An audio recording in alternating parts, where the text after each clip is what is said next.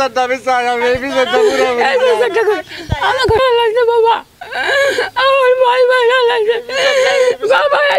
চোখের পানি এখনো শুকায়নি রাসেলের বাবা মার। দাদি অনেক আদর করে রাসেলকে পালন করছে। 12 বছর বয়সে রাসেলকে নির্মমভাবে এই দুনিয়ার মায়া ছেড়ে চলে যেতে হবে, এটা হয়তো আমরা কেউ কখনোই কল্পনা করিনি। রাসেলকে যেদিনকে মেরে ফেলা হয় তার ওই দিনেই আমরা একটি নিউজ করেছিলাম, অবশ্যই দেখেছেন। 2.5 মাস পূর্বে রাসেলকে সেই কৃষি জমির থেকে রাসেলের মরদেহটি উদ্ধার করে টাঙ্গাইল থানা পুলিশ। উদ্ধার করে মর্গে নিয়ে যায়। সকলেই কাঁদছিল। 13 বছর 12 বছর বয়সে রাসেলকে কেনই বা হত্যা করলো, কেনই বা। আমি যেখানে বসা আছি এটি রাসেলের বাড়ি।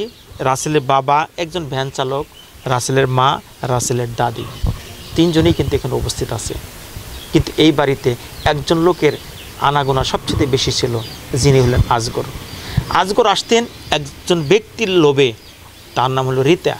আর রিতা হলো রাসেলের বাবার মামাতো বোন। আর রাসেলের বাবার মামাতো বোনের সাথে আজগরের একটি সম্পর্ক ছিল, যে সম্পর্কের টানে রিতাকে বিয়ে দেওয়ার পরেও রিতা যখন নানির বাড়িতে অর্থাৎ এই বাড়িতে যখন আসতো তখন আজগর কিন্তু বেশি সময় এখানেই দিতেন রাসেলের বাবার কাছ থেকে। রাসেলের যে দাদি এবং মা, তার সাথে আমরা কথা বলে আসি আসলেই ওই দিন কী হয়েছিল, কেনই বা রাসেলকে এই পৃথিবী ছেড়ে চলে যেতে হলো। আবার ওই যে আজগর যে আমার পয়লা কান্নাতিন বিয়া দিছি বাবা, পয়লা কান্নাতিন বিয়া দিছি, ওই আজগর ওই ঘরে বসে থাকতো।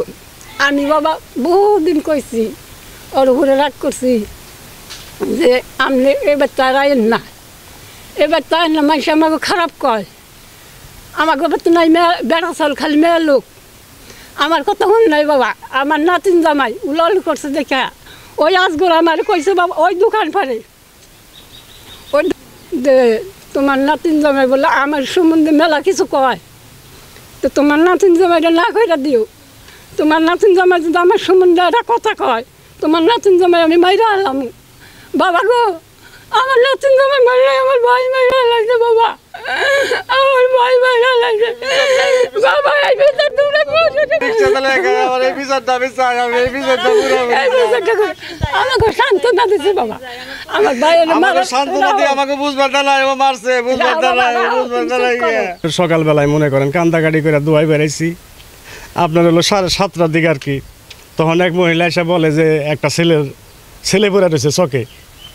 তো দ্রুত গতিতে আমরা চলে গেলাম মনে, আমার যাইতে দিল না, অনেক ফাঁকে রইলাম আমি। অনেক মানুষ দেখি ছেলে দেখা যায়, দূরে দেখা যায় যে ছেলে পড়ে রয়েছে। তো এইভাবে পুলিশ দেখলো দেখার পরে কদিন খোঁজ টোজ নিল।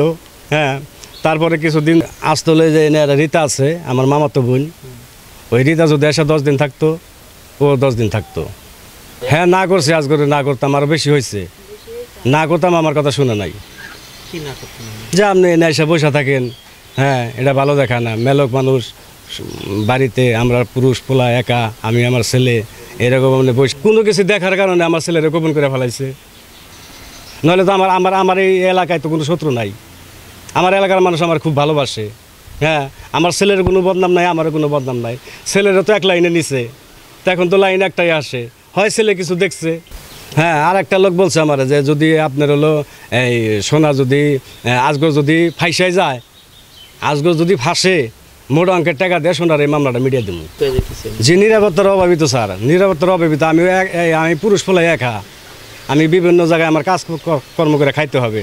আমার বউ আছে, আমার আরও 2টা বাচ্চা আছে, মেয়ে আছে 2টা, আমার মাওটা জীবিত আছে। তো আমি হলে একা পুরুষ ফলা, আমার খুব ভয় করে এখন রাস্তাঘাটে চলতে মলতে আমি খুব ভয় পাই। আমার সে এলাকায় পুলিশ তো জানে যে এলাকায় কেনা নাই, আমরা তো অবশ্যই পুলিশে জানে এখন যে এলাকায় কোন লোক নাই। 2টা লোক এলাকায় নাই, একটা হলো আজগর, একটা হলো প্রদীপ।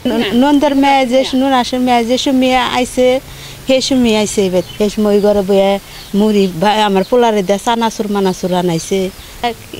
পান টান দিয়ে গেল গা আমার বেড়া, ইন্দা শেষ বাইরান গেল গা, ইন্দা বাইরে গেল গা আমার বেড়া, ইন্দা বাইরে গেল। তার একটু পরে আজগর ইন্দা বাইরে গেছে গা, আমি দেখি নাকি আজগর নিগে আবার ফের আমি এটা পান বানাইছি। রিতা কয় যে গেছে গা, তেনটা বাইরে গেল গা, এন্দা বাইরে দিয়ে আমার পোলা শেষ যাওয়া গেল। আমার পোলার আর খুঁজে আমি পাইলাম না, তালাশ করছি কত হান দিয়ে।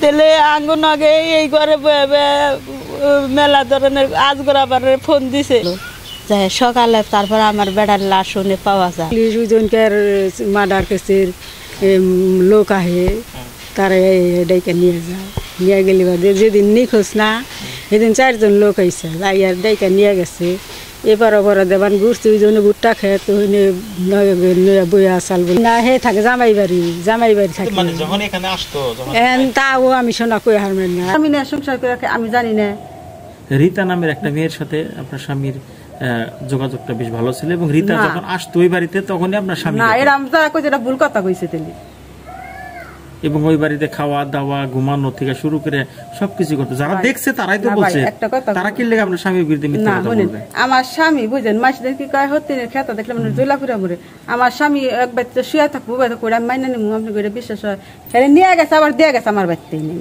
তারপর থেকে 2 মাস ধরে নাই হয়তো 2 মাস হইলো না বেশি হইলো 2 মাস ধরে নাই এই ব্যাপারে থানায় কোনো অভিযোগ করছেন আপনি হ্যাঁ ব্যাখ্যান দিয়ে খোঁজ হয়েছে হেরি এখন অভিযোগ করেন নাই কে একটা লোক পুলিশ মানুষ হারিয়ে গেছে আমার স্বামী নিখোঁজ হারিয়ে আমি গেছে গেছিলাম ভাই এই ধরনের কোনো আমি গেছিলাম আমার একটা কইবার কইলো কিবা মানুষ কুতাহানি লম্বা কি ওরা ভাই কই হারি নাই দেখে লেহে নাই তথ্য খোঁজার জন্য আমরা চলে আসছি সে আজগরের বাড়িতে রাসেলের বাবা যখন বলছিল আজগরের প্রতি ইঙ্গিত যখন করছে আর ঘটনার পর থেকে কিন্তু আজগর পলাতক আর কোথায় পলাতক আছে কি অবস্থা আছে আদৌ কেউ জানে না তবে আজগরের শাশুড়ির সাথে আমরা কথা বলে একটি জিনিস স্পষ্ট হলাম যে তাকে নাকি 4-5 জন লোক ঘটনার 2 দিন পরেই উঠিয়ে নিয়ে গেছে কে নিয়ে গেছে সে তথ্য কিন্তু আর বলেনি ঘটনার পর থেকে যেহেতু আজগর নিখোঁজ তখন থেকে কিন্তু মোটামুটি বলাই যেতে পারে যে রাসেলকে হত্যা করেছে একমাত্র আজগরই আর আজগরকেই পুলিশ গ্রেপ্তার করলেই